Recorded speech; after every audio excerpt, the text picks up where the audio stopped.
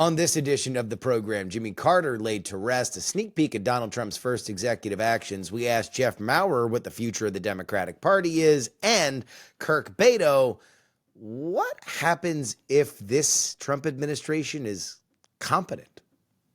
It's all coming up. One quick thing, everybody, before we begin. If you are in the Delmarva area, if you are in the district, if you're in Washington, D.C., well, I'm coming there for the inauguration. And we're doing a live show. Myself, Jen Briney, Andrew Heaton. The We're Not Wrong program comes to the Studio Theater at Logan Circle on the 19th, Sunday, the 19th of January, the day before the inauguration, Inauguration Eve. Leave your Big Macs and Diet Cokes out before you go to sleep because Donald Trump is coming to town. But it's going to be a really, really good time. You can get tickets right now at Eventbrite. Search for We're Not Wrong, W-E'-R-E, Not Wrong. Again, that is the Studio Theater in at Logan Circle. Fun times. Man, we're going to have an absolute blast. Love to see you guys there. We're definitely going to hang out afterward as well. So come on down. We're Not Wrong. Live. Studio Theater, D.C. on the 19th. Inauguration Eve. Hail to the chief. Doodle-doodle-doodle-doodle. The following is brought to you by Just Another Pilot. Politics, politics, politics, politics.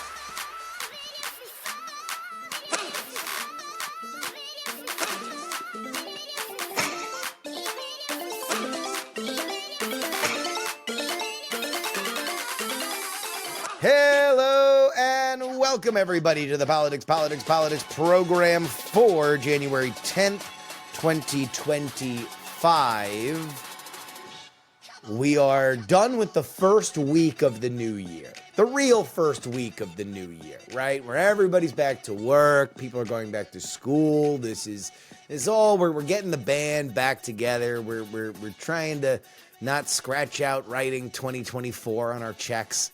Old reference. I don't know if anybody writes checks anymore.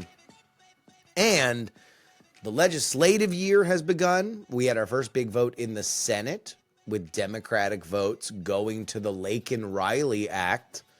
I believe only 9 Democrats voted against it. John Ossoff and Raphael Warnock in Georgia. Ossoff has to defend his seat in the midterms. They voted for it. Interesting. We'll have a little bit more on some crossover here with one John Fetterman taking a visit to Mar-A-Lago in a minute. And then, of course, the big news, a state funeral for a fallen president, Jimmy Carter, laid to rest. And something else that's different compared to the last Trump administration, where he was kind of frozen out and didn't want to be a part of a lot of state funerals. He attended. We had Barack Obama and Donald Trump just giggling with each other at the funeral. We are in a different point in time, friends. It is strange days. And so if they are strange days, then we got to talk to smart people. We got Kirk Bado coming up in a little bit. We're going to talk to him about the question of whether or not this Trump administration is competent compared to the 45th, which was nothing but chaos. But first, let's have a good conversation with our friend, Jeff Maurer. We talked to him about the Democratic side of the aisle. Specifically, what are the lanes for which Democrats will operate in? Let's get to that.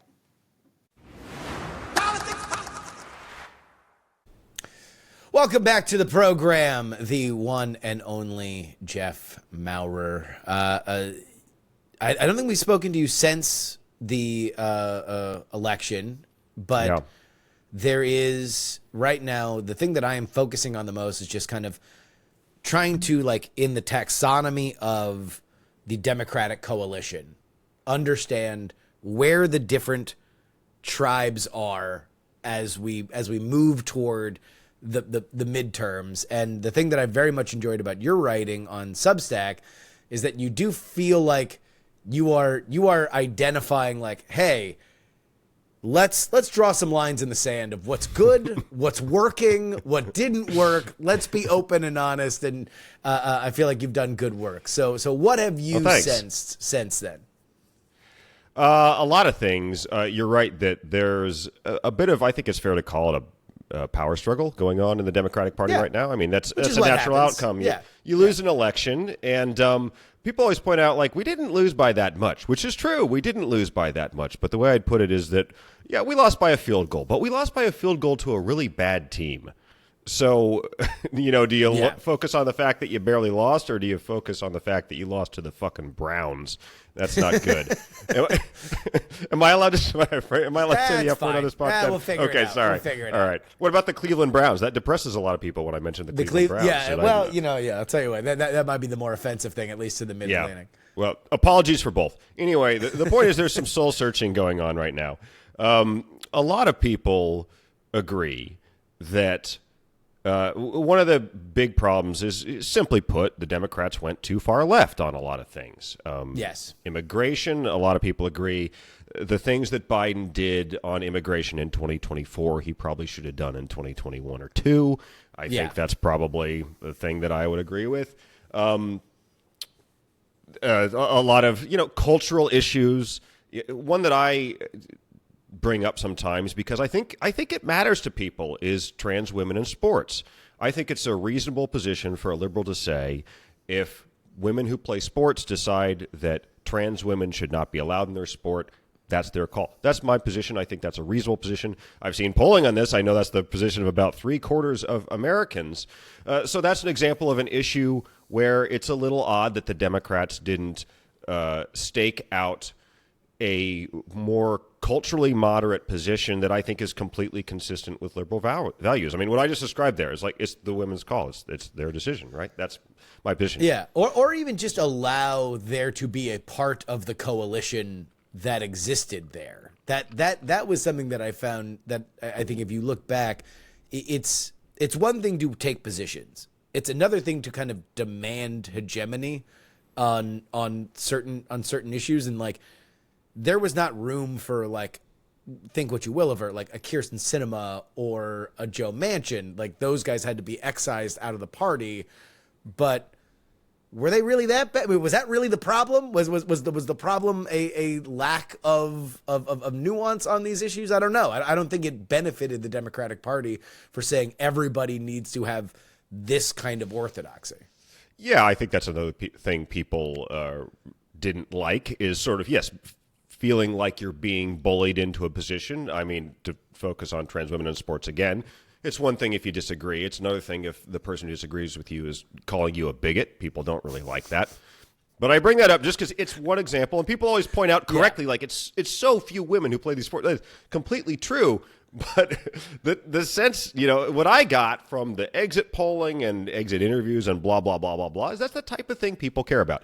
So anyway, the point of agreement is that there hold on. are a number of issues I where want to shout out your writing real quick because there was something that I think kind of that encapsulated this. You had a satirical review of the Netflix documentary Will and Harper that featured Will Ferrell and his old friend from Saturday Night Live who has since transitioned, where the point of the joke was, I think this documentary is great. And even if I thought that it was tedious and boring and didn't really have a point and I really wanted to turn it off, I certainly wouldn't say it. But then again, it doesn't matter because it's great. Which is my real position on that movie. I did enjoy it. I did think it was good. And if I didn't think that, I would never tell you. Never. In a million years. You think I'm suicidal? I'm not crazy. I don't have a death wish. No, yeah. So yes, thank you for pumping my blog. I might be wrong.substack.com. You can find that and others. Yeah. So yes, but that's the point of agreement. in the Yes. Democratic Party right now is that we went too far left on some things, and voters didn't like that, and that's why we paid a price. The question is, what replaces that? I always describe myself as an Obama liberal. When people say, "What are you?" I just say Obama liberal. That covers it. Normie liberal. That covers it pretty well too. So I would argue something in that kind of area, kind of respect for individual freedoms and liberties, respect for. You can respect diversity and think it's good, which I do, without being like a weirdo about it. And, on economics is like, do the things that work for working people. And we know what a lot of those things are. So that's maybe not a very articulate description, but that's the description I'm able to conjure right here, right now. The thing that some people want is kind of this left-wing version of Trump. I would call it cornball populism. Chris Murphy is the main person, senator from Connecticut, main person pushing this. What is his... That is a weird turn. We've seen a few people that immediately, as soon as the polls closed and they realized what the result was just a very big new cycle, new me. I'm going to stake some bold claims, and Murphy's is odd. I don't know. Yeah, he's kind of leading that charge, and I don't know what's up with him. For what it's worth, I have an open invitation for him to come on my podcast and explain what the F he's up to. If I had to guess, and this is purely a guess, I am acting on no insider information here whatsoever or anything, but I think he's doing this math. He's going, Bernie's too old to run for president. Elizabeth Warren's probably too old to run for president. That leftist populist lane is going to be open, and I'm going to take it. That's my guess. So he's done that by taking a very leftist populist tack, and he talks about the carnage of neoliberalism. Those are his words. And how that has failed. And I think this is a gigantic mistake for two reasons. Number one, I think the narrative is just not true. I don't like a worldview that's based on a lie. And I think if you're arguing, if you're saying, hey, I'm gonna make things better for you, you should have policies that are going to actually make things better. So that's my first problem with it. And the second problem I have with this is I don't think regular people use words like neoliberalism. And there we go. From the people that brought you, let's say, the word fascism for 4 years, brings you neoliberalism. Here's a fun little rubric. Go to a Waffle House and ask your server whether or not they can define a word that you're repeating over and over again on social media. If they can't, think of another word. I know that they can't, and it's not because they're in the Waffle House. It's because no one alive has been able to define the word neoliberalism. Because there's not a Waffle House in Brown. That's why. It's not because the Waffle House is any kind of element of a socioeconomic place where they're too dumb to understand it. It's just that these things are only discussed in three places. Yeah. So I feel that if you go the Chris Murphy route, what you're basically doing is you're replacing one weird boutique form of leftist thinking that only exists on college campuses, aka wokeness, for lack of a better term, with another weird boutique form of thinking that the pseudo-Marxist, neoliberalism, the carnage type stuff. So it's a great way to find a new way to lose in the future, is my point of view. Well, and we're always looking for new ways to lose. We never lose the same way twice. There is that. I do think part of this is healthy. Part of this is the kind of twisted metal carnage that comes out of a loss, especially one that feels as particularly troubling as this one. I think should probably feel to Democrats that it's like nobody was really in love with the candidate. Everybody kind of got on board. The candidate had to get switched out. Obviously, things were not working well. When you look back at it, it's like, well, this was not a well-oiled machine from the very beginning, and there was a problem getting everybody on board for it, and ironically a lot of discipline for messaging that wasn't particularly popular, as it turned out.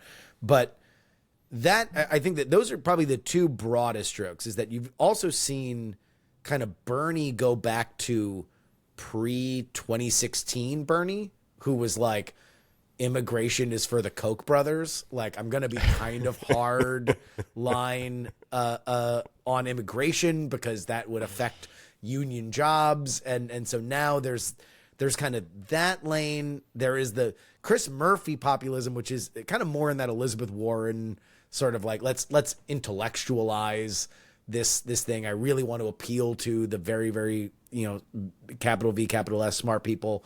And then you have the like Fetterman lane who's like, I don't know. We don't seem very popular. Whenever I drive around Pennsylvania, I see a lot of Trump signs. So I'm going to feel around on a few of these issues and see where the kind of maybe the return of the blue dog Democrat is. If he's looking at Pennsylvania as a red trending state, he's like, well, hey, I got 4 more years and then I got to defend this seat. Yeah, I think these categories are definitely taking shape. And I think they don't have clear lines at the moment. Bernie certainly right now has a very weird position on immigration because he has come out against H-1B visas. I don't know if he would say he wants to end them or reform them or what, but he's said negative things about them. He is, basically allied with the nativist, MAGA wing on that. Which is funny because his spokesperson during the 2020 campaign was a proud undocumented immigrant. That was a thing that actually happened in the 2020 campaign. Yeah. I didn't actually know that.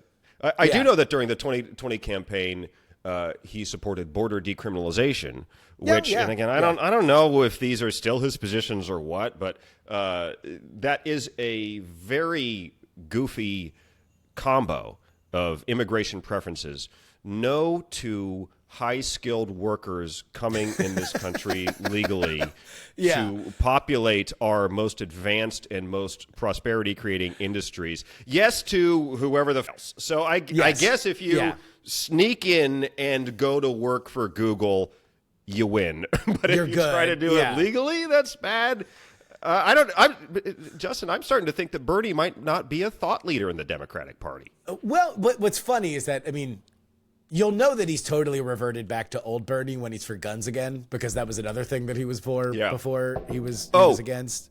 Oh, one more thing. He is, because he's the senator from Vermont, he is also in favor of guest workers for the dairy industry. So that's okay. Yeah. If you're a guest worker in the dairy industry, subject to conditions very similar to the conditions you would be under an H-1B visa, that is okay. For strategic cheese reasons. Exactly. For curd reasons. The H-1B visa debate is an interesting one. It's interesting that the progressives have kind of jumped into it as a way to kind of signal themselves to the populace, because I don't know if anybody who's talking about it really knows a lot of people who are on H-1B visas. I lived in the Bay Area for 9 years. I know a bunch of people who are on H-1B visas. This isn't particularly controversial. Yes, they are. Are they working for less than a market engineer from America? Yes. Yep. That difference is between $170,000 a year on average to $120,000 a year on average. They're not working for slave wages. This is not anywhere near, I think, even some of the more questionable, well, not questionable, but just thought-provoking questions about visas for migrant workers, where you're going to come in and you're going to work for X amount of money and there's certain levels of restrictions on it. But for whatever reason, because it was trending on Twitter, that's become the issue du jour when, I don't know. Yeah, it doesn't particularly seem controversial to me. Me either. I think this is one of about as close to a no-brainer as you're going to get in politics. You're talking about highly skilled people.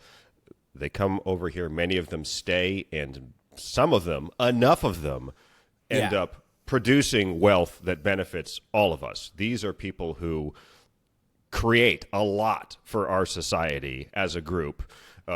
Statistically, we see they commit virtually no crime whatsoever. Yeah. So you have people coming over here and making us richer, and that seems like a good thing to me. Seems like a good thing to me. There are two arguments against the H-1B, which you alluded to, which do seem contradictory. There's this argument that, okay, because they can lose their visa status if they're fired, they are. I've even heard the word indentured servant thrown around, which, come on, let's have some historical Seems a little aggressive. It seems a little these are not exactly the people that built the World Cup stadiums in Qatar. They don't have their passports taken away and live in a hovel. They're living in Soma, and if they eat poorly, it's because they're engineers. And yeah, which from what I know of engineers, that comes with the territory.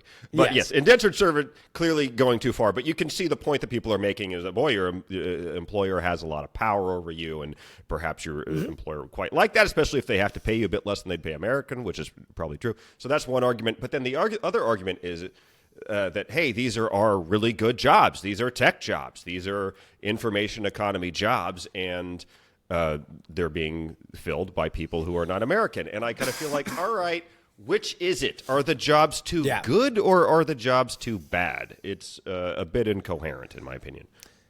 Yeah, I mean, here's my understanding of H-1B visas is that Silicon Valley is in favor of them because the way that Silicon Valley works in boom times is you throw a bunch of spaghetti at the wall and every company has to grow no matter what. So you're just hiring and hiring and hiring. That's the sign that you are scaling infinitely. You are burning money so you can try to capture as much audience as possible. And then if you get halfway there, you sell to a leader. And if you don't, then everybody just goes away anyway.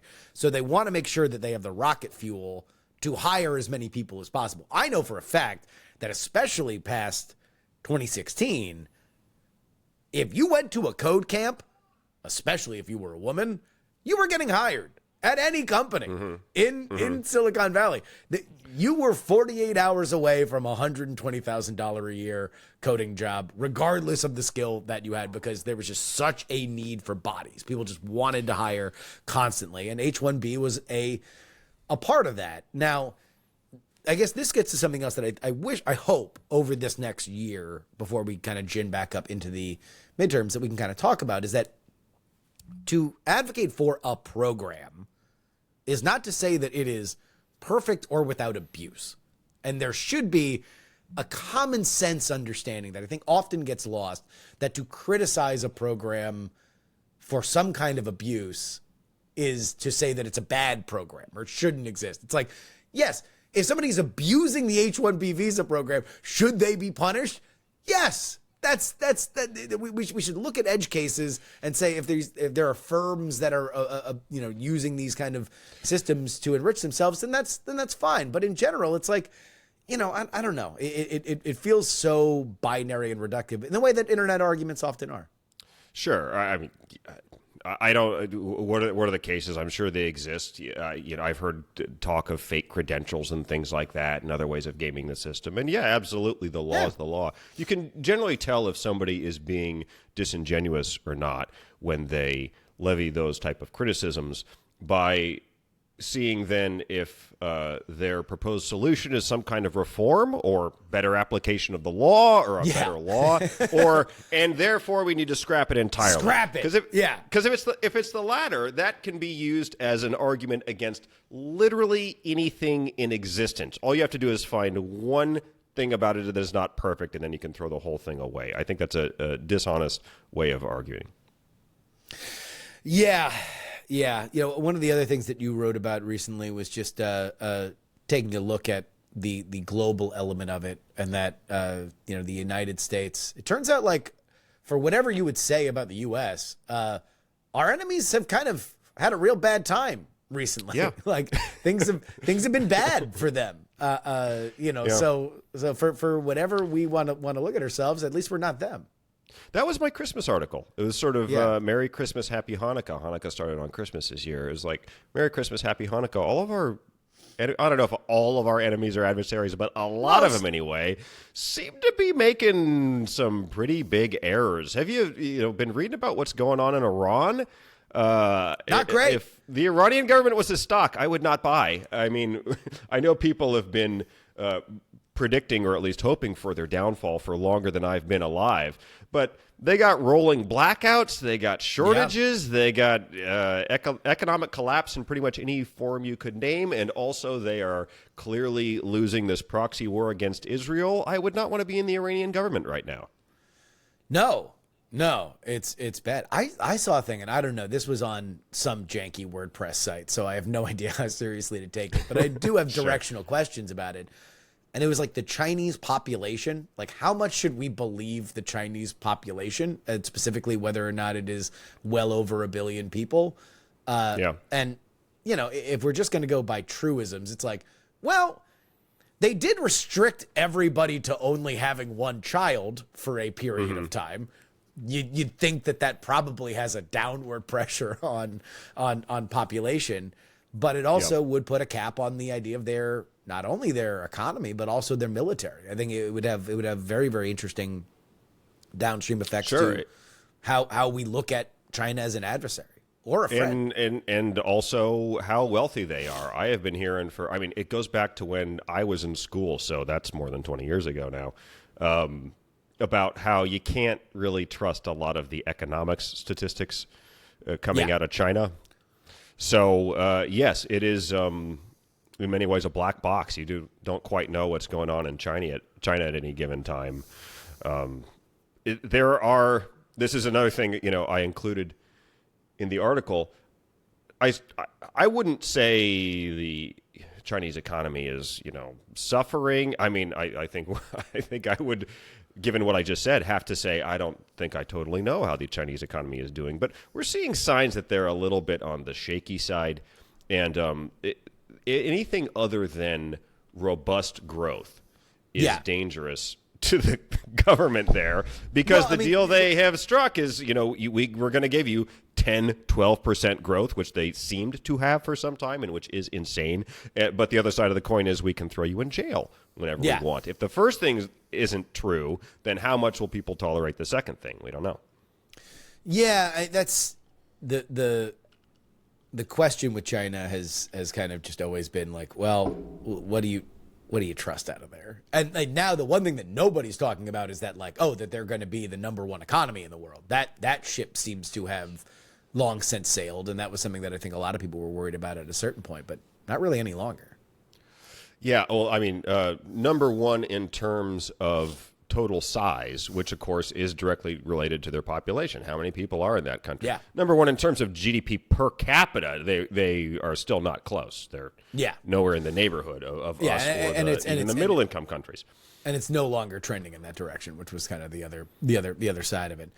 But then there's Russia, which it's like, who knows where we're going to go with Ukraine, but obviously it's I was joking on Twitter yesterday that one of my favorite things that I've kind of seen filtering through is there's like an element of Russian influencers, because they're still allowed to post stuff on YouTube, and the side of Russian influencer where they're like, oh, our economy's great. Let's go to a supermarket, and they'll just be really excited about the supermarket. Look at the supermarket. And it's like, that's a super Walmart in the poorest county in America. Yes. Like, that's not, in no way is that impressive to an American. That only impresses a Russian influencer and Tucker Carlson. Though I guess I repeat myself, right? Well, that was the thing. When he went to Russia, it's like, and then he went to the supermarket. I'm like, well, you want to know what? The only thing that I could say for him is like, he's got 6 or 8 people that he's got to get out of Moscow. And if they're like, hey, we really want you to go to the supermarket, then it's like, all right, let's push around the trolleys. Well, if he smuggled people out as a result of that, if that was some kind of Argo type situation, then you're describing the only scenario that suddenly causes me to get it. Because when I saw that, when he's in the supermarket going, oh, bread. Yeah. Just a loaf of bread? That's when, back when I wrote for John Oliver, that's the type of thing you see and you're like, we're going home early today, folks. Yeah, we got it. You get that clip, you write 20 jokes off it in 10 minutes and you go home. Because that was home by 5. Fantastic. Yeah. Yeah. I don't know. I mean, I guess the one thing that we could see, though, as we kind of reset here, is that you do kind of get new influencers in a new cycle, right? Like there's kind of a talk about Tucker Carlson really boomed during what was the post O'Reilly element of the first Trump administration, right? And now he kind of has had his rise. I can't imagine that our fractured media environment would imagine him to grow much further than he is right now. But at this point, I don't even know where are the platforms where people are going to be scrambling to get, a slot, right? I mean, Bill O'Reilly's slot at the point that Tucker Carlson got it mattered in the media ecosystem. Now, I don't know. I mean, you could say whoever has the most popular show on Tubi is going to be the new Walter Cronkite as far as our cultural influence. It's a funny time. Well, because I am a once and possibly future TV writer. I mean, who knows? I'm pretty happy on Substack, but I still Make have an offer. agent. I get calls. Yeah, exactly, exactly. Make an offer. I still keep tabs on TV. The funny thing about the ecosystem that you just described is that the one ice cube that doesn't really seem to be melting is basically Fox News. That's it. They resist. They That's resist all the trends. Cable, it's suffering. Not Fox News though. I Nope. mean, they just kind of stick around.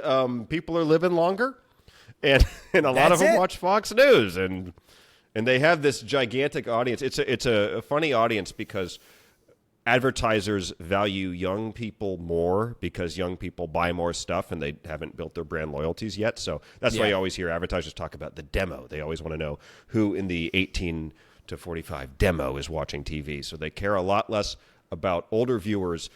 But Fox has a gigantic, just a huge viewership, and the median age is like 89. I mean, I'm exaggerating, but it's a weird model, but it works for them, and so I think those primetime Fox slots are always going to be They're going to matter. Watch. Yeah. So, all right, let me the last thing, and then I'll get you out of here. Has it surprised you that the kind of like resistance outlets have kind of like, you've seen a lack of enthusiasm? Like you saw MSNBC and CNN back in 2016 spike. I think there were some folks who thought, okay, well, Trump's back. Now it's going to be, kind of back to the way it was. And it seems like it's gone the other way.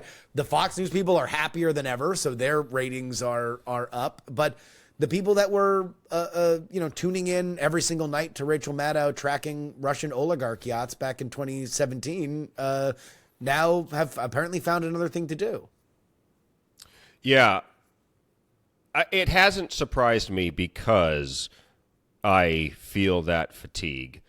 And I understand that there are just limits to how much you can do. I mean, remember, I was writing for John Oliver when Trump took office. So I was in the thick of the storm. I was in the trenches. Yeah, right. Exactly. Yeah. No, seriously, I was writing, pieces and, Mueller report stuff and blah, blah, blah. And yes, I was like tracking every move. And I can speak for myself. I felt at that time that it was important to track every move, and he was doing things that were unprecedented and we had never seen before. And I thought we were going to experience something kind of close to a Richard Nixon-esque presidency, where things came out and the American people were up in arms, and we had to do something highly unusual, like an impeachment, which of course did happen twice, but he wasn't convicted. What I didn't factor in is nobody gave a shit. Yeah. Nobody cared. Nope. And he has still done things that you think back to him and you go, oh, yeah, remember, boy, it's crazy that he did that and got away with it. But it did happen, and nobody cared. So now we're into the second term. And first of all, I think if you still have that point of view that I had, that, Trump was going to be held to the same standards that we had held previous presidents, you're not looking at reality. You got to update your thinking and understand that this guy, like it or not, and I don't like it, is just held to a different standard than other people. He's held to a lower standard, and he can do things that would have sunk any other presidency, but they don't sink him. So you got to calibrate to that reality. And I have actually had to think about, how am I going to write about Trump? Because I write every day. How am I going to do it, both to keep my own sanity and to keep my blog from getting super boring? Because one reason I don't write about Trump a ton these days is because the article, like every article, just stop. Here's what it was today. That would be the beginning of the headline every time. Yeah. It would just be the same thing over and over. So you shouldn't do that. That's a violation of norms. It's just boring. So I've had to decide that I'm going to write about stuff when it's more impactful. Like I haven't written about Greenland or Canada becoming the 51st state or Panama or any of that. It's like I'll write about that when the rubber hits the road a little bit. If the rubber hits the road and it's not just a true social meme. Yeah. And I'm not going to respond to everything that he just randomly says. When there is, legislation in Congress, when there is an executive order being drafted, that level of thing, I will respond. But before that, I'm not just going to swing at every pitch. But it feels like the MSNBCs and the CNNs, like they're having a hard time adjusting to that. Like, you know, I flipped on CNN yesterday and it was like Trump sentencing. And it's like, we're doing that still? Yeah. Like I mean, okay. I had this same experience that, yes, I clicked over to MSNBC, online, I didn't watch on TV, but yes, the big headline about sentencing to come down. It's like, I had forgotten they were going to send it. I mean, cool. Yeah. Only MSNBC viewers give a shot that. Yeah. I don't know. And the thing is, I don't know where they go from here. I don't know where is the next, do you just go full civil war inside the Democratic Party? Do you, I guess maybe when things start clicking in legislature, you can hyper focus on that. But I don't know how much people are going to really care about it. Do they have any moves? Other moves? Do they know how to do anything else? I think if you went to Gallagher and said, don't, RIP, but if you said, don't smash a watermelon, he'd say, but I'm the watermelon smashing guy. Yeah. What am I going to do if I don't do that? So is MSNBC even constitutionally capable of not doing Trump stuff? In the late night world, Trump stuff kind of saved some of those shows, and I don't know if they know how to do anything else or if they will deduce that maybe that stuff isn't going to be the hit that it was 8 years ago. I don't know. We'll see if they can change gears. Try comedy. That could be. That's off the table. That's off the table. That's not happening. Ridiculous suggestion. Yeah. You've embarrassed yourself. Improv. You've embarrassed yourself. There's a lot of different flavors of it. No. It's holding the powerful to account, Justin. That's what's funny these days. Well, I'll know if Jimmy Fallon's doing zip, zap, zop by 4th of July, whether or not we've hit the bottom. Jeff Maurer, thank you so much for joining us. Hey, thanks for having me.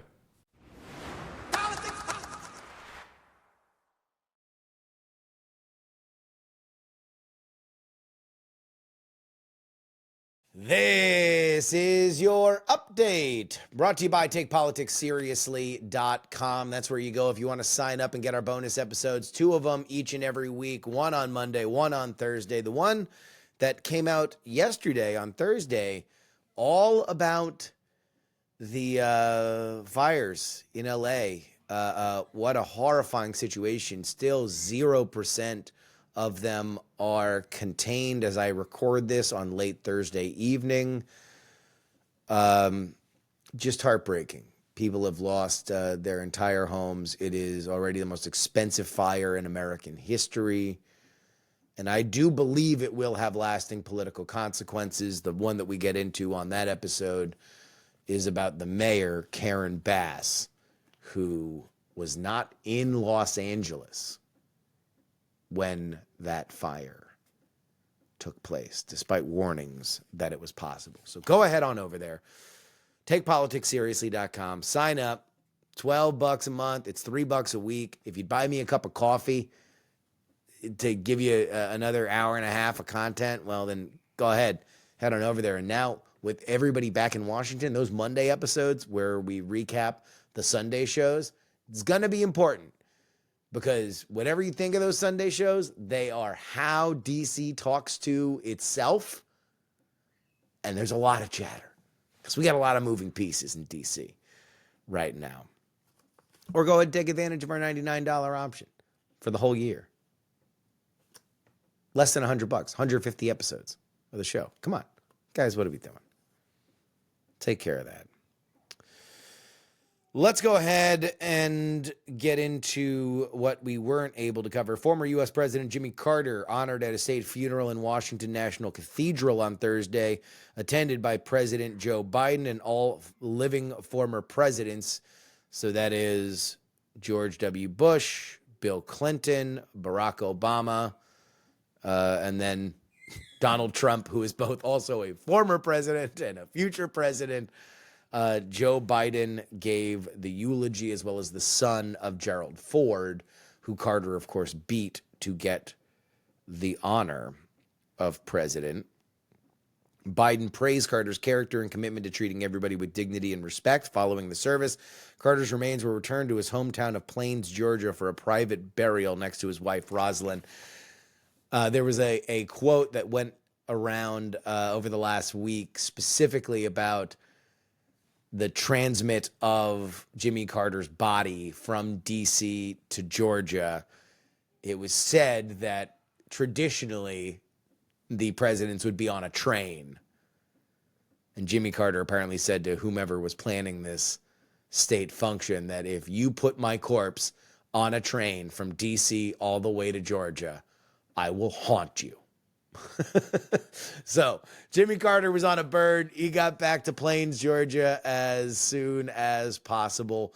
We're going to have an interview next week with a lifelong friend of Jimmy Carter. So we will save our memorializations of the man for next week. Moving on, Trump and advisors have outlined plans for 100 executive orders. This at a Senate Republicans meeting on Wednesday. Congress is considering its own legislative agenda, but obviously Trump wants to take action on some things immediately. Stephen Miller detailed day one immigration and border plans. Orders may include both technical and executive orders on broader federal actions, including reinstating Title 42. Now, this is a health policy that allows rapid migrant expulsions and the blocking of asylum claims. Title 42 led to millions of expulsions before Biden ended it in 2023. And there was a report from the New York Times that came out just as we started recording here this afternoon that the Trump administration is looking for a justification, looking for a disease for which they can use to implement Title 42. And I think what you're starting to see is that this Trump administration is a little bit more prison rules than they were before. They are going to use every ounce of executive power, regardless of whether or not somebody howls about it. If they can find a loophole, if they can dot an I or cross a T to get what they want out of these, the laws as they exist, they're going to do it. Now, I saw this, so I don't know. Do not quote me on this. I don't know whether or not this is the case, but there was a story that I have not mentioned because it felt to me like the kind of silliness that people wind up spending a lot of time on when it really means nothing. And that was during a wide-ranging press conference, Donald Trump mentioned that they would be renaming the Gulf of Mexico to the Gulf of America. Ted Cruz then suggested it should be named the Gulf of Texas. I would imagine that Ron DeSantis would probably want it to be renamed the Gulf of Florida, as those two states, along with Mississippi, are the ones that border, and Louisiana are the ones that border that body of water. But somebody mentioned, and again, I don't know, but it feels like kind of the milieu of this administration, that might not just be weird jingoism. That indeed, an official renaming, at least through whatever government channels, of the Gulf of Mexico to the Gulf of America may well be a way to do an end around Biden decisions to block drilling in the Gulf of Mexico. So he would be complying with that because they wouldn't be drilling in the Gulf of Mexico. They'd be drilling in the Gulf of America. Again, total idle speculation. This is random internet nonsense. But if they're looking for a disease to bring back Title 42, that is the way that they are looking for it. There is a strain of a super online discourse, and MAGA is certainly a huge part of this, where a thing doesn't happen, and then somebody on the internet will say, well, what they need to do is X, Y, Z. And oftentimes it's like a weird end around. Some of them are really dirt dumb, but some of them are clever, like clever ways that you could use the government to your advantage. These sound like those. You got a lot of time for MAGA and Trump world to think about what they would do differently. Finally, Senator John Fetterman will meet with President-elect Donald Trump at Mar-A-Lago this weekend, becoming the first Senate Democrat to do so after the 2024 election. Quote, "I'm the senator for all Pennsylvanians, not just Democrats in Pennsylvania. I will meet with anyone if it helps deliver for Pennsylvania and the nation.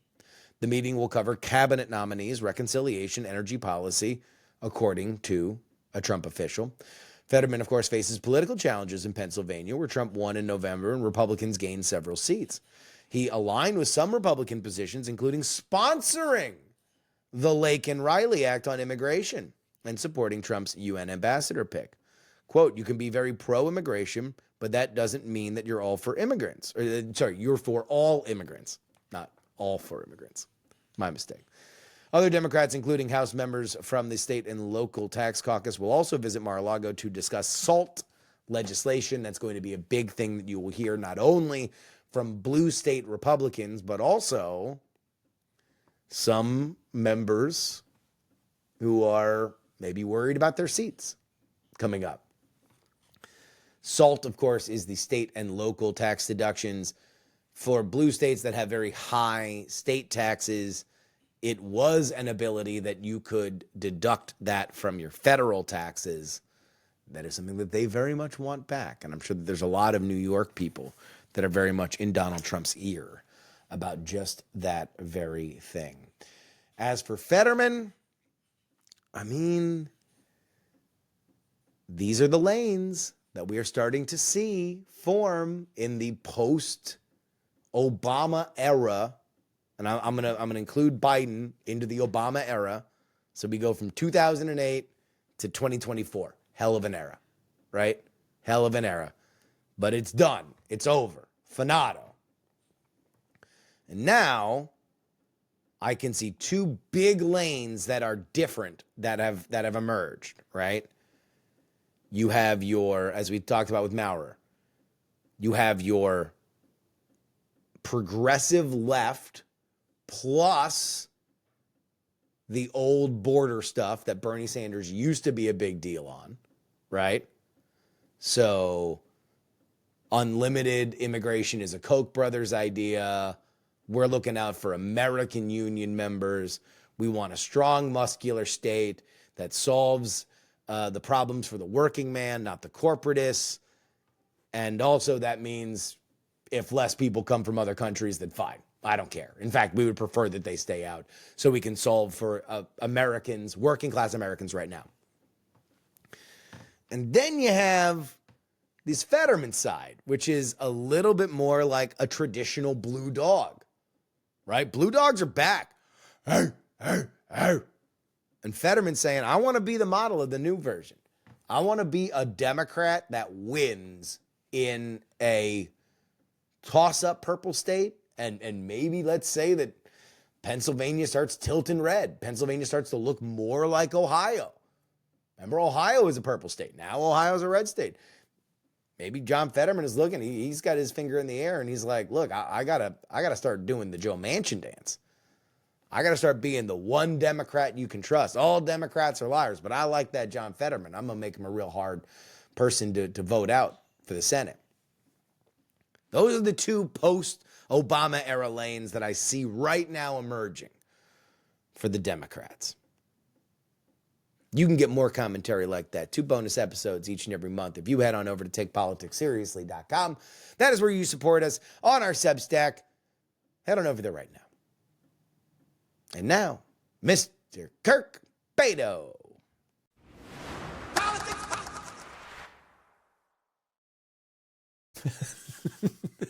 Welcoming back to the program, our friend Kirk Bado of Hotline, National Journal, and all of that. You're snowed in as we record this. I am in my English basement apartment right now, looking out as the snow is above my window at 7 inches here in Capitol Hill. The whole city is shut down. We are all just waiting for more drone relief, as we were talking about before we got on the mic here. I need a drone Uber Eats delivery ASAP here in Capitol Hill. I know. Are you stocked up? Do you have provisions? Oh, I went and got all the milk and bread I could from the H Street Whole Foods, which looked like a war zone on Sunday night as we all got ready here. The amount of just, I grew up in Kansas, so, I'm used to a little bit more of the snow than some folks in town here. But you would have thought people were getting ready for a 40-day flood here with the amount of Yeah. toilet paper I saw people buying, with the amount of bread I saw people buying. I have enough stuff for 2 days here, and I can walk down and get anything else I need. I'm okay in here. You're all right. Yeah. Where All right. I'm Well, that's braving the good. storm. I'm being very brave right now. I could only imagine that the H Street Whole Foods the day before a blizzard in DC has to look like if Lord of the Flies broke out in a brown dorm. Like it's got to be. The only worst place probably to be is the Eastern Market Trader Joe's, where that is truly like Lord of the Flies there. That is, they are taking things from people's hands as the line wraps around the store there. That's the only worst place to be probably than the H Street. It's like it's like a 2007 Black Friday Walmart. Oh my, yeah, absolutely. And it's like I'm walking through Children of Men where there's like an emergency announcement going on. There's people running around everywhere. I have my coffee. There's an explosion behind me. I'm not paying attention. Who cares? It's every man's for himself. It's a true Hobbesian state of nature in there. There's no God, no kings, no nothing. Only monsters here. Only monsters. Only monsters. Well, I wanted to talk to you because something hit me after the speaker's election. And it was something that I feel like just needs to be addressed. I need to talk through it with somebody. And that is, the speaker's election was supposed to be really, really ugly because the margin is smaller than it was before when everything was ugly with McCarthy and then with Johnson again. Mm-hmm. You have a bunch of people that are very, very mad in particular, and they want X, Y, and Z. The spending hawks are never going to be happy with anything. Mike Johnson did pass the Ukraine money, which was something that he was skeptical of, and then it wound up coming back. So you knew it was going to be ugly, and then it wasn't. Even our beloved friends at C-SPAN got by the, well, I think technically they were correct because all they said was second vote expected, but there was never a second vote. No, right? I think I'm still waiting for that first vote to close right now, actually. I'm still waiting for that a few days later here. They kept it open, and yes, you're right. This was not the big drag-out fight that it was the last two times that the House Republicans here. But do you attribute that to Trump or just there's no personal animosity between Johnson and some of the more burn the boats Republicans that McCarthy had? So let's understand that in any conference, you're going to have anywhere between 5 and 12 people that were just elected to throw bombs, right? Mm-hmm. That's their thing. That's what they do. That's why they get sent X, Y, or Z. And so that is just the thing you have to do. And so theoretically, if you've got a majority of 20, got a majority at 25, you can keep them at bay. You can move along. We've been in a situation on both sides of the aisle now where the malcontents have had to be placated. And if this is, by the numbers, the most challenging version of it, maybe it's Johnson, maybe it's Trump. I don't know if it happens without both of them, because we saw what had happened with McCarthy. It was more chaotic.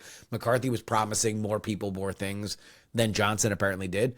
Trump seemed way more on top of things. I guess this is the big question. What if the 47th administration of Donald Trump is far less chaotic than the 45th? Mm-hmm. And the reason why it kind of clicked for me is that it's like, oh, wait, we just saw it with the campaign. The campaign was, it looked nothing like 2016 or 2020. They used their money well. They used their messaging really well. It didn't leak. There were 3 or 4 stories that came out that actually kind of mattered, that shed any kind of light into it. And mostly that was Corey Lewandowski who was talking. It was Corey somebody from the inside. It was Corey Lewandowski stirring a lot of crap between him and Chris LaSavita. And that was it. And then it was over. Didn't go anywhere. Right. Yeah. Well, and so it's when you posed to me this, Yeah. No, when go you ahead. posted me this question here, I was thinking about like how much more disciplined the Trump campaign was and how it ran its operations, yes, but also even how much more disciplined it was with how it interacted with other Republicans as well. Yeah. You think about their partnership they had with Steve Daines at the NRSC, the National Yeah. Republican Senate Committee, and how unlike in 22 and unlike in 20 as well, Trump was working with Steve Daines and selecting the right candidates, quote unquote, to get through some of these primaries. Trump Yes. has been known to go off on side quests and try to get someone like Herschel Walker, for example, or Dr. Oz Yes. through these very competitive primaries.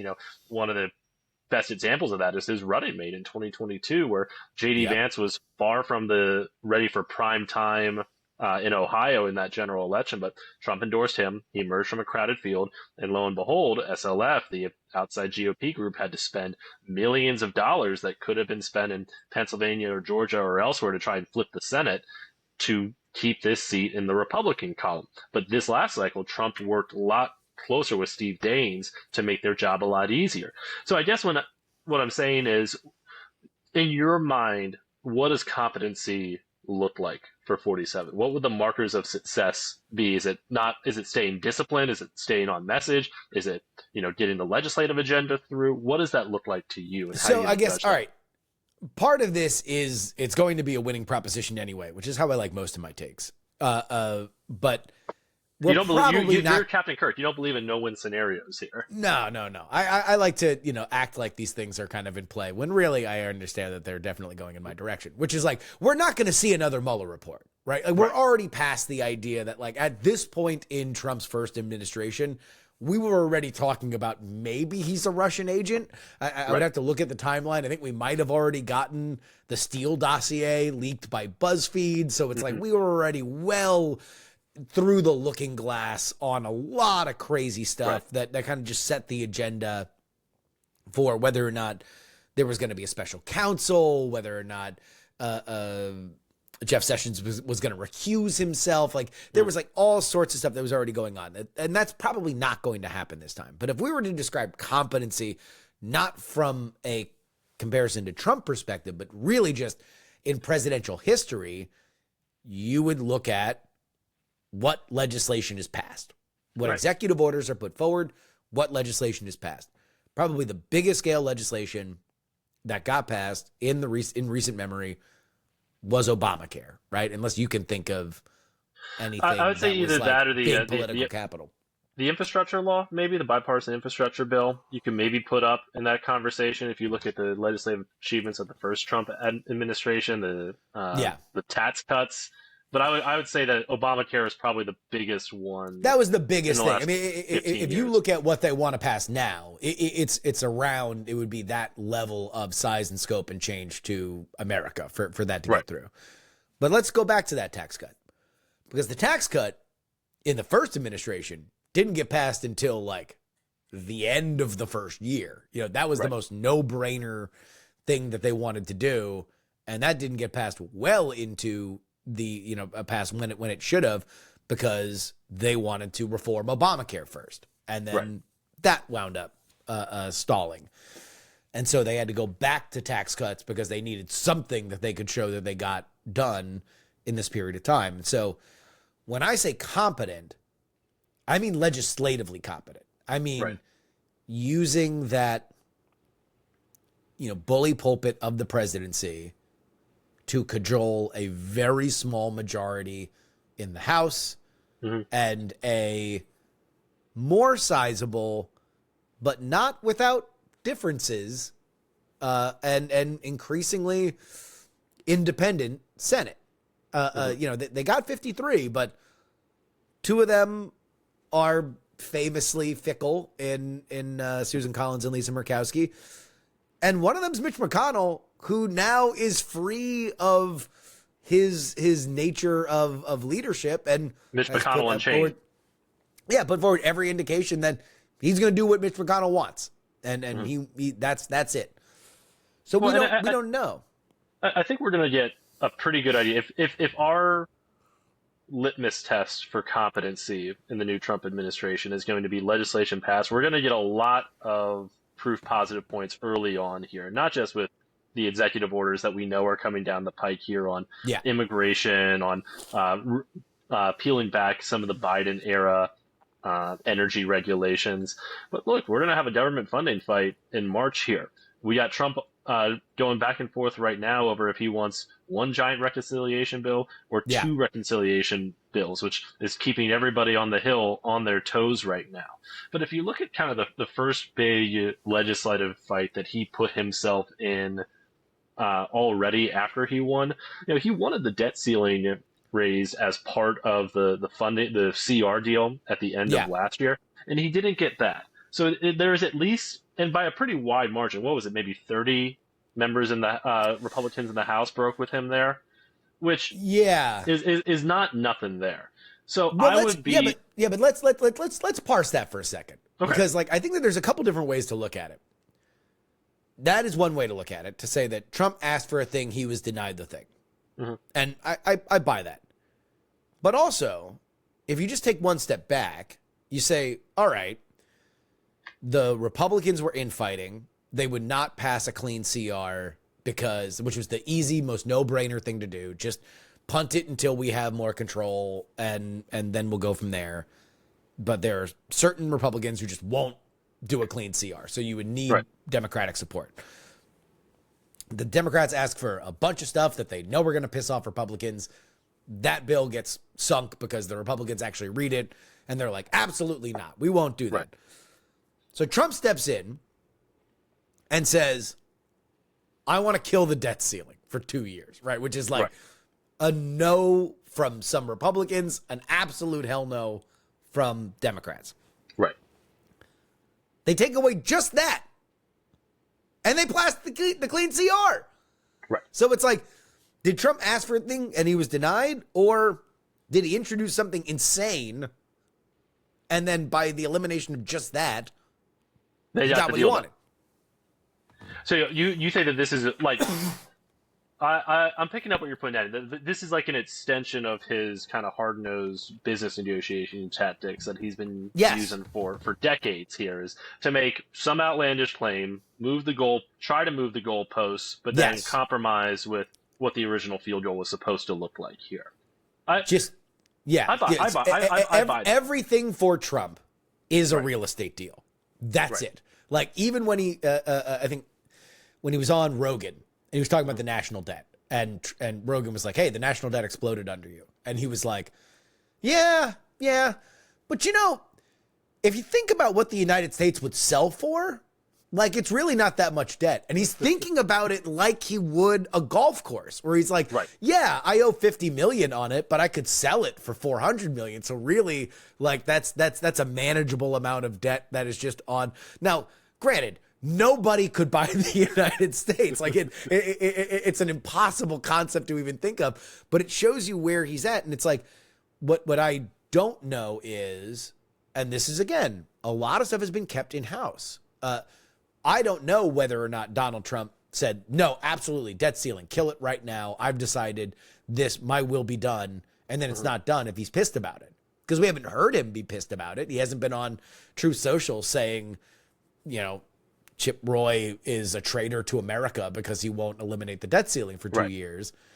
They just turned around and got the other stuff done. So it's like, am I maybe doing a little too much to say 40 chess is I was about to say in play here? Maybe. But also, I didn't think he was going to be able to run a competent campaign in the way that he did. And he brought his chief of staff is now the person who ran that competent campaign. So, who knows? We did this week. We did get that rare Susie Wiles interview as well. She talked to Mark Caputo of Axios, and Susie Wiles isn't necessarily known to be a chatterbox by any stretch of the imagination. But she kind of laid down the law in that interview of, we are going to be all in one boat. We are all going to be rowing in the same direction, and you can get bent, basically, if you are trying to sabotage us. We're going to all be team players. Which, again, it's not like Trump hasn't had adults in the room before. You look at John Kelly, his chief of staff, Rice Priebus was supposed to be an adult in the room as well, Rex Tillerson, and, we can rattle off all these, C-list characters from that first admin. But it does seem like there's something special about Susie Wiles and the team he has in here now to make sure everyone is on the same page, and that for the most part, it's been relatively leak-proof. I mean, the only real tension points that we're seeing right now are between him and Elon. Well, and even then, it's like, it's only because Elon tweets a lot, right? Like, there's not a story. There's not, like, we don't know. Maybe he's pissed about him. Maybe he's upset that Elon is apparently living in an Airstream trailer in the Mar-a-Lago lawn or whatever. But like, it's parked outside there like an old Trans Am broken down in front of your front lawn at home. Like, but maybe he's not. And that's what's different. What's different is that we don't have this constant idea of Trump's mood. Is he mad at this person? Is he not mad at this person? Which it also makes you wonder in that first term, how much of it was wagging the dog, where Maggie Haberman writes a story about how he hates this person, and then that compels Donald Trump to go on social media and say, hey, this person's an idiot. Or maybe that was true. I mean, we just kind of treated all this stuff as if it was gospel, and I have no reason to believe that it wasn't, but we don't see it anymore. Like, I still am shocked that we have not gotten, even now, a TikTok of, and TikTok as in the term of art for a news story that walks you through the minutes, not the platform. TIC. Of Matt Gaetz falling apart for AG. Right. Like, that would have been the tongue waggy thing that we would have saw in the first administration. And we still don't know. It was just one day he was here, the other day he was gone. Relatively little drama. Pam Bondi in. Matt Gaetz is on One America News. There we go. We wipe our hands. Kind of done. The confirmation stuff was something I wanted to talk to you about when you sent me the prompt about what is competent. What if this is competent here? And I do think for the most part that the nominations for cabinet secretary and these appointed positions have been going pretty smooth for the most part in terms of in Trump adjusted terms. I mean, look at, yes, they should have done more vetting of a lot of these nominees. Look at Pete Hegseth. There's so many flags in there that should have been waved pretty in front of Trump's face early on about his legal history, some of these claims about his character. But when those emerged, it seems like they had a plan to kind of sit on that grenade and minimize the damage here. They had a full court media press before the end of the year. They had Hegseth's mother going on Fox and Friends. They had him meeting with all these senators. They had a pressure campaign from outside allies drop $500,000 worth of ads in on Iowa, Joni Ernst's head. asking for Joni Ernst. Yeah, like, hey, what are you doing here? So again, if we're looking at competency as a way to flex the muscle and bend people to his will, I think the first big test is we're going to see are these nomination hearings that are set to start next week. And if Hegseth gets through especially, I think Hegseth, RFK Jr., and Tulsi Gabbard are going to be the biggest lifts. But if they're running this disciplined they're taking the same disciplined campaign approach they had in the final weeks on the trail to how they're getting these nominees across the line, I don't think it'd be outside the realm of possibility to imagine a much more confident administration. Well, and the one thing, sorry about that. The one thing that you can totally say is that if those blow up, it will be because of things that they said during their hearing. It won't be because there was an outside whisper pressure campaign, because they pretty much gotten everybody past that threshold. Now it's like, okay, they're going to sit down. They're going to be asked hard questions. If they don't have good answers to it, then it's going to be embarrassing. If they do X, Y, or Z, it's going to be bad. But it's like, by and large, the infrastructure's done its job to get them to that point where now they got to win the game, themselves.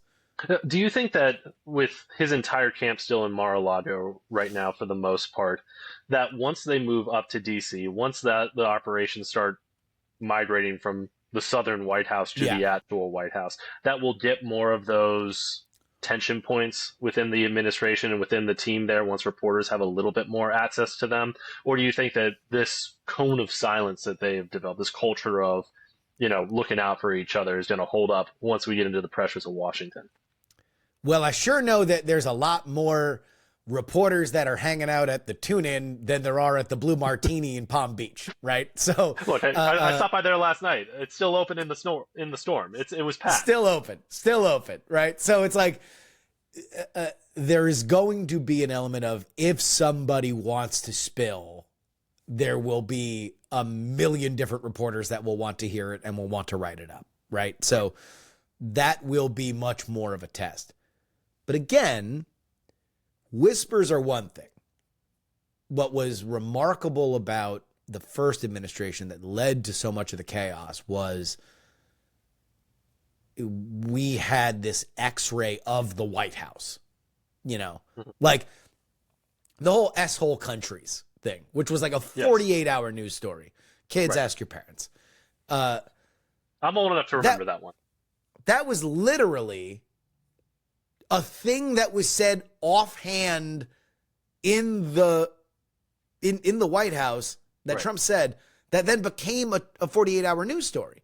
And nobody needed to hear a recording of it. There just been enough that had come out of there that everyone's like, oh, well, if it's being reported by, I forgot who was the original reporter on it, but it's like, yeah, it's true. We believe it. And now I don't know if something like that would have the same weight, just because there hasn't been that top-down leaking that kind of existed before. Right. Well, again, to your point, I think one of the things that we've seen as well is a remarkably stable campaign around Trump this time as well. I mean, think about how many campaign chiefs he had in the first go around in 2016. Yeah. We've had the same two characters, Susie Wiles and Chris LaCivita, this whole time here. There hasn't been this rotating cast of characters. And again, to your point, the only real tension points that we kind of saw on the campaign trail was from a blast from the past from Corey Lewandowski here, stirring up some trouble. So it does seem like they have a much more competent team, that they have a much more leak-proof team. Because you're right, we did have an X-ray of the White House. We knew every week where everybody stood. That was never that was never left to the imagination here. And it has been remarkable that we haven't had any of the same TikToks. We haven't had any of the same behind the scenes reporting. We haven't had the breathless who's up, who's down here. But I do wonder that, like, once we start getting into the acts of governing and transitioning from campaigning, and the frustrations start to mount, if Trump himself isn't just popping off on Truth Social about how mad he is at Marco Rubio for not being tougher on China when they're, doing some testing in the Sea of Japan or something like that. Like, you can see those frustration points coming to a head pretty quick. Right now, it's all fun. It's like, oh, let's rename the Gulf of Mexico the Gulf of America. Oh, look, Don Jr.'s in Greenland. Oh, maybe Canada should be the 51st state. It's going to be a totally different animal when we start talking in depth about reconciliation and Kim Jong-un is firing off missiles over the peninsula here. Which, and the 51st state thing, that's another thing where it's like, I don't know. I don't know if that debt ceiling thing is the stern rebuke to Trump that people were kind of making it out to be, because the Canada being the 51st state thing is the classic, like, oh no, he's reframing a trade negotiation on, are you solvent?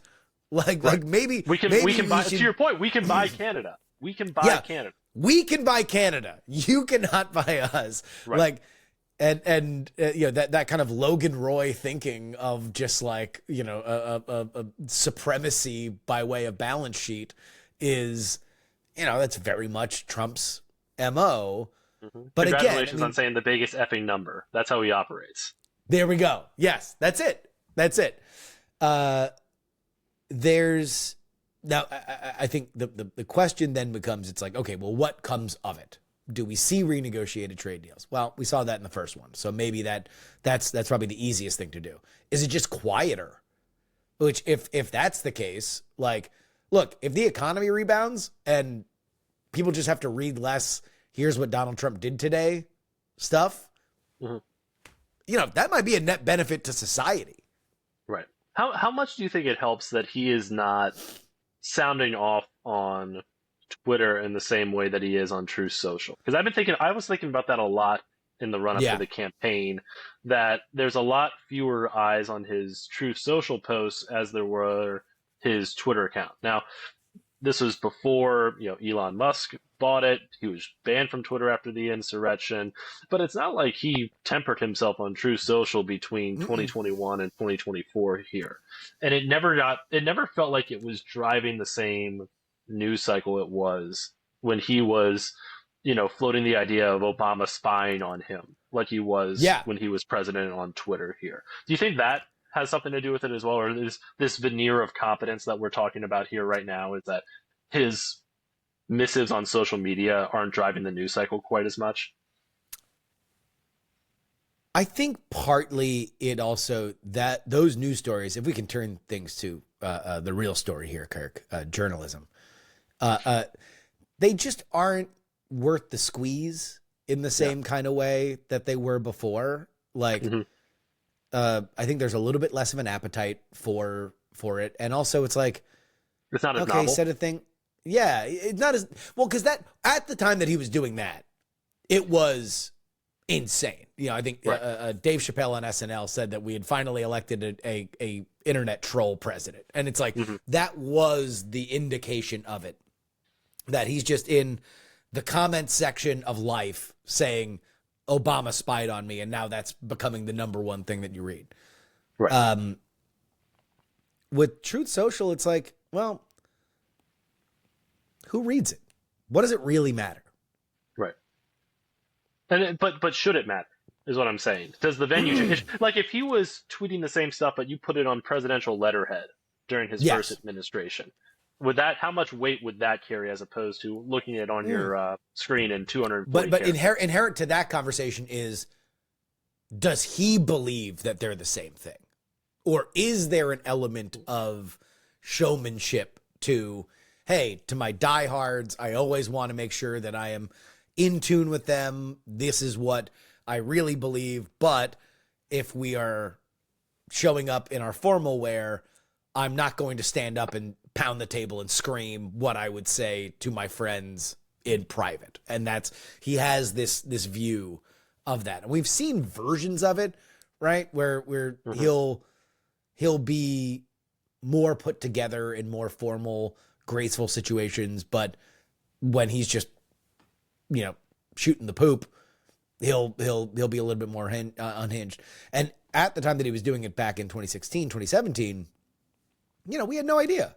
We had no idea whether or not, that I mean, I guess he turned out to be kind of right on the Obama spying thing, but like we had no clue where his filter was. We were getting to even know like when this weird situation.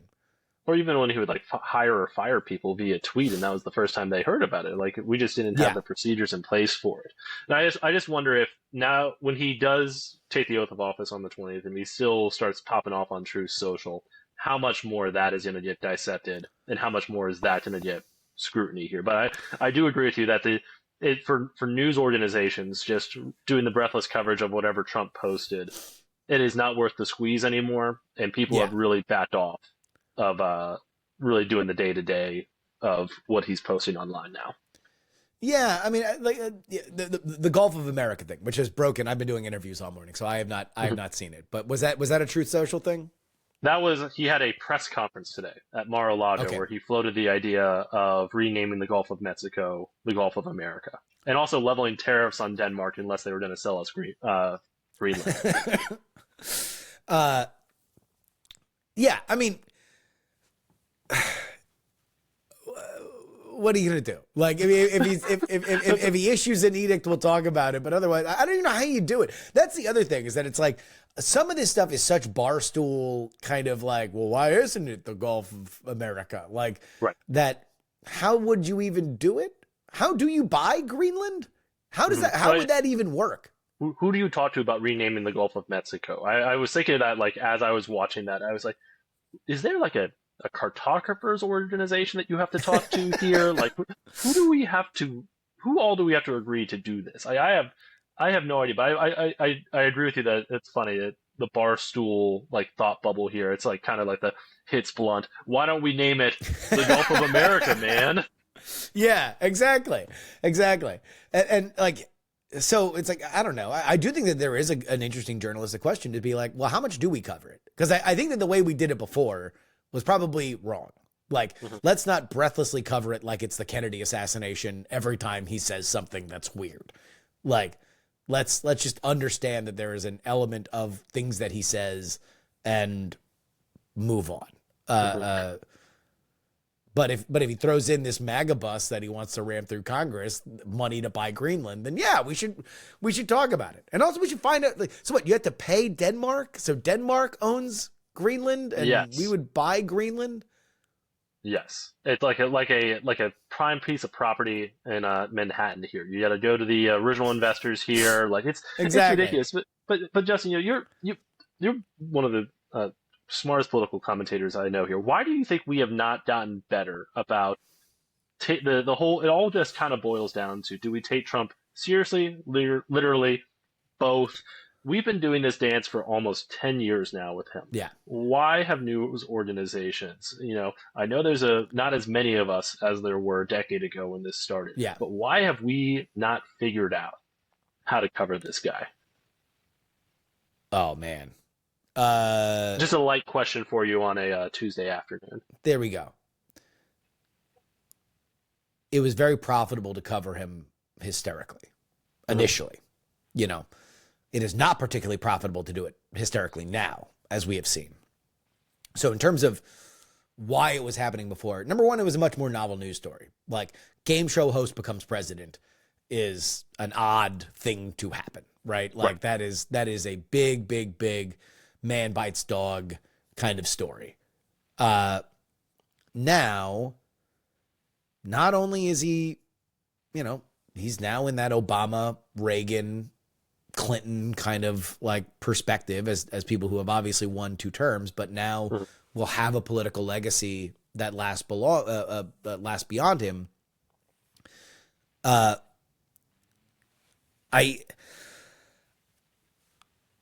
think that, to answer that question, you have to first kind of understand exactly like what is the point of political journalism in general, and what is the point of political journalism when it's the mainstream, because political journalism got away with being really loose for a long time because it was a curiosity. But when you look at, the top 100 broadcasts that were watched this year, it's like all football in the top 10, except for both Trump debates.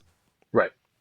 And it's like, okay, well, that's more mainstream. What we're doing right now is commentary on a more mainstream subject than basketball, than hockey, than baseball, than baseball free anything agency. Else. Exactly.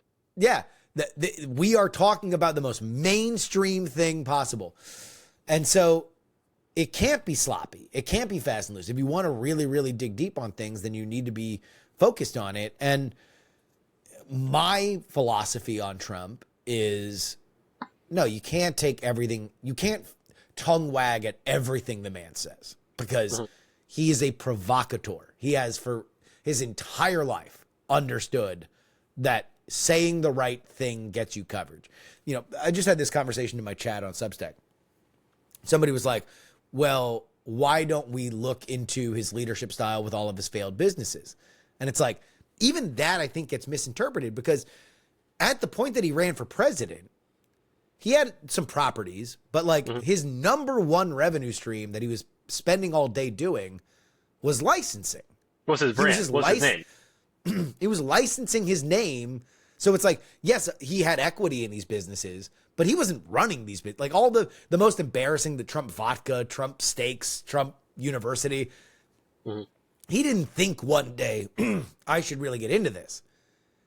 Somebody came to him and said, hey, people think of you, they think of luxury. Can I pay, how much do I have to pay you to put your name on this? And with that payment, how much how many commercials do I get? That was what he did. And he got his name out to support that continued trade. So he knows what to say to get the press to write about it. And it's up to us to understand that, like, hey, not everything he says needs to be freaked out about. Not everything he says do we need to jump up and down and do exactly what he wants, which is make himself the center of attention. That doesn't mean that he's a normal politician or everything he does is good or everything he does is great. Some of the stuff is crazy. So you should cover the crazy stuff. But also it's like, you got to have some amount of discipline with it. And I do wonder whether or not we're going to see more of it this time. But then again, like you mentioned, hey, there's a lot less of us these days than there was during 45. I mean, I remember being on the road for the 2020 campaign, and then the pandemic hit, and half the people that I was hanging out with on the road didn't have jobs by the time that the election hit. So who knows? Who knows? But, What's your sense of that? I think it's very interesting when you say that the politics has become so much more mainstream. And I do think that, outside of sports, like what you talked about, talking about politics, talking about national politics especially, has become a very, very, very mainstream conversation. If you look at one of the things I used to love doing when it was still open here, when I would visit as a kid, was going out to the newseum, and they would have front pages from all across the country and sometimes all across the world right in front there every day. And it was so cool to see the different stories that each publication was covering there. Now, as part of our job at Hotline here, we still look at all these different publications to see what they're writing about, to get a sense of politics at the local level. And, I've been running Hotline for about 3 years now and been at National Journal for 5. And during that time, there has been a homogenizing over the front pages here, where there is a severe lack of local reporting, not just local political reporting, but local sports reporting, local interest reporting. There's not a whole big story about the new restaurants that are opening in Denver, for example. And that the front pages of all these publications have become some variation of, look at this crazy stuff that Trump said today, or look at this big national story, A1 above the fold every time. And that's not to say that those aren't important. It's not to say that, just because USA Today is leading with that something like the Tennessean shouldn't. But there's a real lack of diversity in our news right now. Not just in the topics that are covered, but the people who are doing that news as well.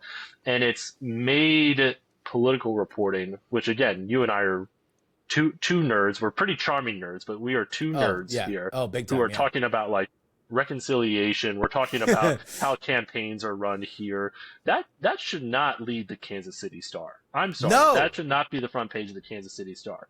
And Trump came at the right time where that sort of homogenizing was happening. And when you have someone, to your point, who bread and butter, whose trade is trading on his name, becoming the biggest pop culture politics story right when the news media is vulnerable to that sort of incentive, then that's when it blows up and becomes the main topic of conversation. And we don't know necessarily how to parse through it, because the incentives, like you're saying, to cover everything breathlessly are still there.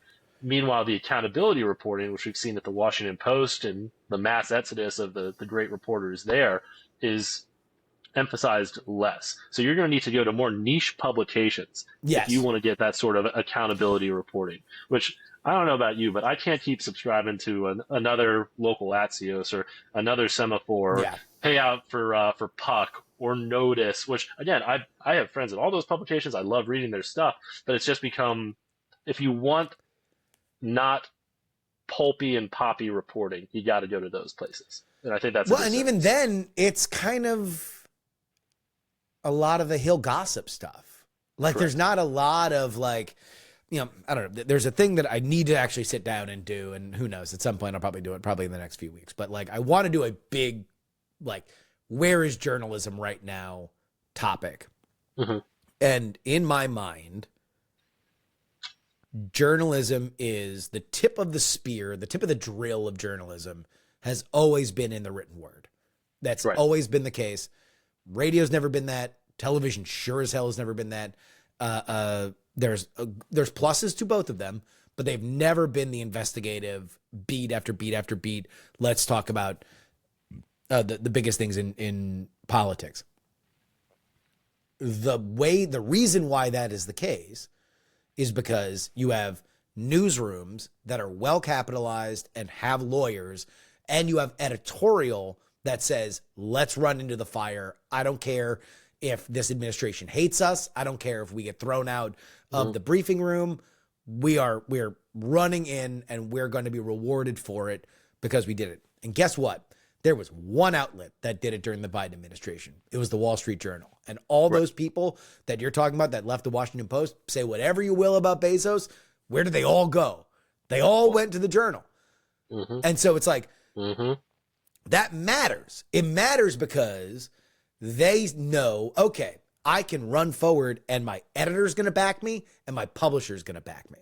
And I think it says more about where the Times is at, where the Post leadership is at. And I don't just mean Bezos. I mean, for the last 25 years, that it is atrophied to the point where the Journal, which is not historically a big DC based place, they were the ones that had to run the super carefully worded stories about Biden slipping because they knew they were going to get hit back for it. They knew they might get sued for it.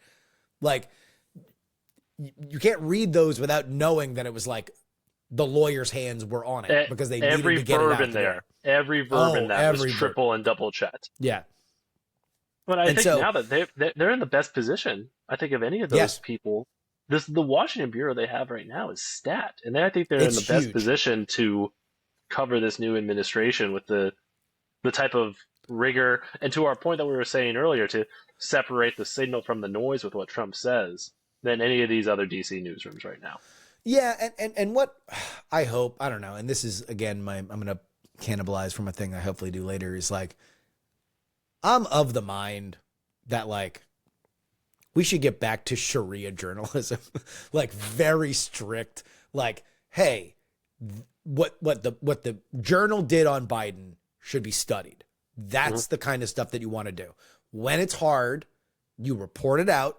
You get as many people as you can. And even if the vast majority of the people you got are off the record, you got 2 or 3 people that are on the record that directionally prove your point true. So you have done your due diligence. Knock it off with these 3-person off the record who farted and where stories that really dominated the Trump administration. Like, these are the bread and butter of trust. And I think the Wall Street Journal should be rewarded for putting that in there. And I'm glad that they're reinvesting in DC because they had killer reporting.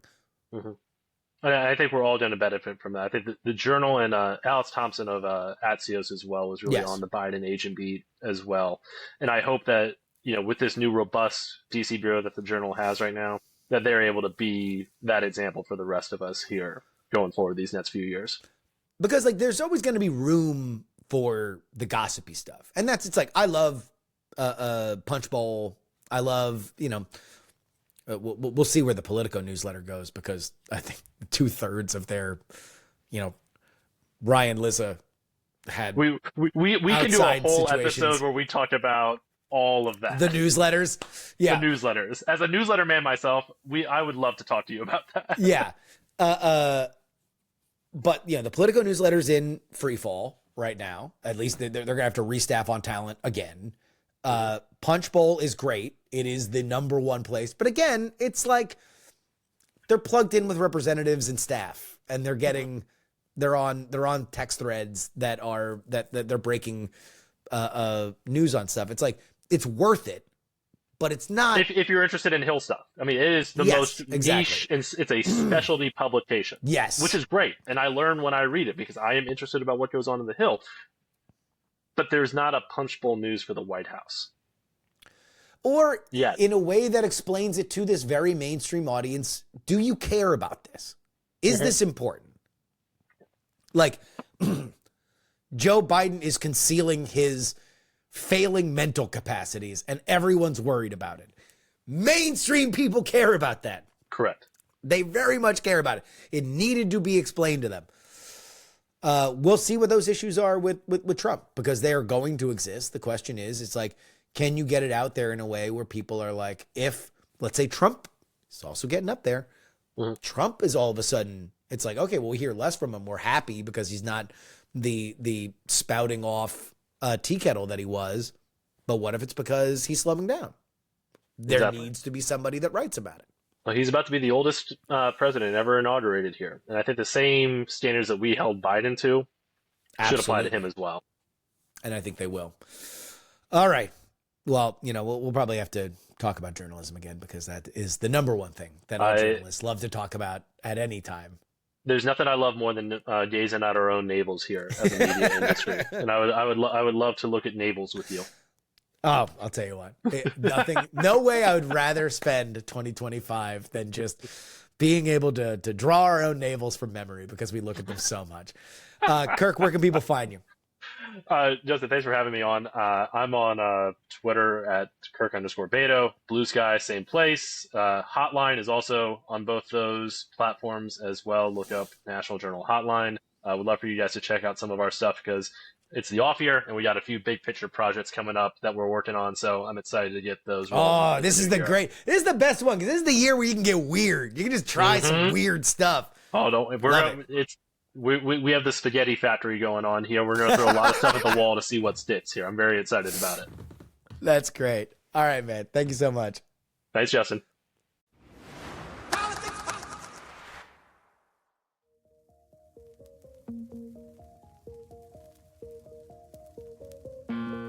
And that'll wrap it up for us today. Politics, written and hosted by me, Justin Robert Young, for Dog and Pony Show Audio in Austin, Texas. TheYoungAmerican@gmail.com is where you need to go if you want to write into the show. You can find, follow, and share video clips of the show at Justin R. Young on TikTok, Instagram, and X. TikTok for as long as it exists, man. They say that they're going to shut down if the Supreme Court doesn't agree to move that execution date. High stakes, man. High stakes for old TikTok. On YouTube, you can find this on Politics. That is the video version of the show. We're having a great time doing video. We have a new set. We have new shots here. It's a good time. Good time to be looking at things. Support us with a one-time donation. PayPal.me/PayJury. Venmo is Justin-Young-20. Cash App is PX3Cash. You can send me a check in the mail. Post Office Box 153184, Austin, Texas 78715, along with anything else you'd like to send me in the old physical mail. Of course, you can only get our bonus content at TakePoliticsSeriously.com. Paying members get 2 bonus episodes each and every week, either for $3 a week, $12 a month, or $99 for the entire year. Just knock it out. One thing. Less than $100 get you 150 episodes of PX3. Come on. That's good eating right there. And our founding tier gets your name read at the end of the podcast, like these fine folks in the Titanic founding tier. L3PO, Peepaw, Scott, Middle-Aged Mike, Tom, Sarah Jeannie, Jeremy, Pro Idiot, Chiller Tomatoes, oh yeah, it's Adam, Neil, AB Puppy, Just Another Pilot, Dr. Whiskey, Michael, Fat Tony's PJs from New York, Will, The Borge B, Matthew, Matt, Andrew, Edwin, Sam, Andrew, Phil, Edison, Devon, Paul, a dog named Checkers, Gloria, Jerry, Trucker, John, Berkeley, Stephen, and Zombie Doc. You want your name right on this show. One place to do it, TakePoliticsSeriously.com. We have a great interview next week with a close friend of the dearly departed Jimmy Carter, former president of the United States, as well as whatever the hell starts popping out of D.C. It's going to be a good time. Until next time, this is your old pal Justin Robert Young saying,